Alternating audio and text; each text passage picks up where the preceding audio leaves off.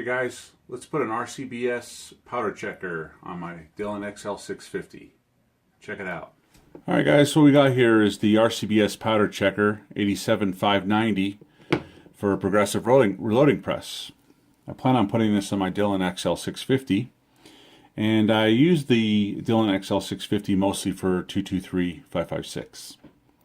I wanted to get this die so I could have a visual check of the amount of powder going into each case as you're reloading. I try to do a visual check on every round that's going through the press, but sometimes you're looking at other things, and sometimes it's just easy just to have a quick reference and seeing what's in there. So I picked this guy up from Amazon. I'll put the link below. But what I noticed is when I purchased this, I was reading instructions. It says it's for 25 through 30 caliber or 32 caliber and larger. So it comes with two pistons, I guess you'd call them. This is the small one here, and then they have the large one that's in this baggie right here. And you'll notice that on a 223 case, it's too big, won't go in.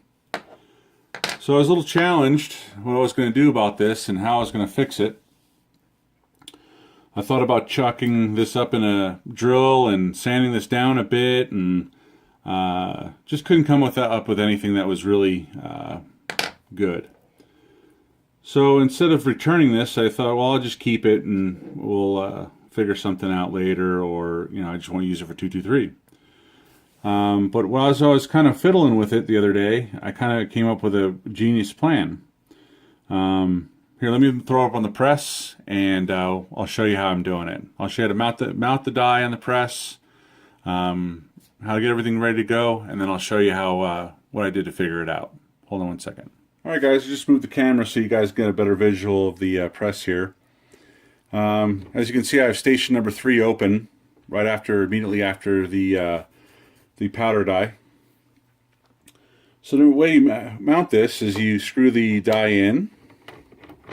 Be station number 3, obviously right after the powder die. Raise your ram. And I don't know if you can quite see inside of there, but we're going to lower this die down until it's about a ½ inch off the press. Or a half the shell plate, I should say, sorry. So we're going to screw this down here.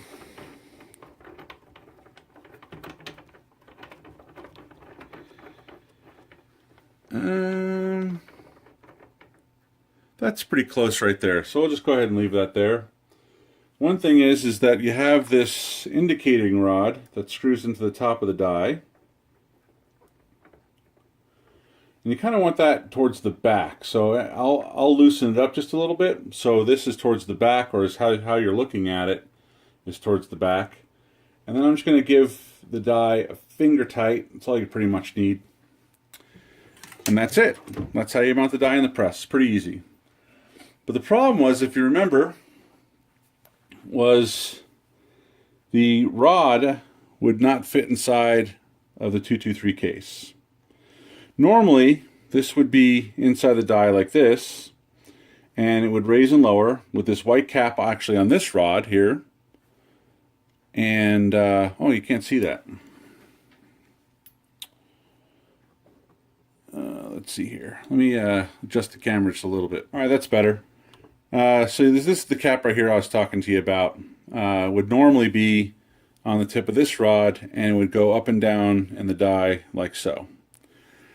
What I found out is if you take this rod and your 223 case here, look, how about that? Now that works just fine. So what I ended up doing, instead of having the rod going up and down like this, is I just turned it upside down and put it in from the top instead of in from the bottom. And now it gets caught on that red piece, if you remember, on the bottom. So now when you put a case in here, let me get a case with some media inside of it so we can see the rod go up and down. Hold on one second. All right, guys, so I got a case here that I, excuse me, that I just put some spent primers in it and just filled up the case a little bit so you could see the rod operating. I'm going to put that into the press. And so it'll go into the press. You get powder. My powder measure is actually dry right now, but we're pretending. So anyway, so you get it into the powder check station, and now if you see the rod, it goes up. Okay, so then what you do is once you've double, triple checked that you have the correct amount of powder in your case, then you raise and lower this white band here, and you can see how the top of the rod goes right to about the bottom of that rubber band, and that's how you want to do it. So now that's how you would see if you had an over and under charge. I'll grab another case here, and I'll pull out the pin here, and we're going to put an empty case in, just so you can see what happens with the rod when there's no powder in the case. See how it just barely came up? That would be a good indicating that either you missed the charge, or if it was obvious and it was up here, you had an overcharge. So that's how you get your quick reference, and that's how I fixed it to work for the 223-556 casing on a Dillon XL650. Thanks for checking in, guys. 73, this is Fred with Bravo 1 X-Ray.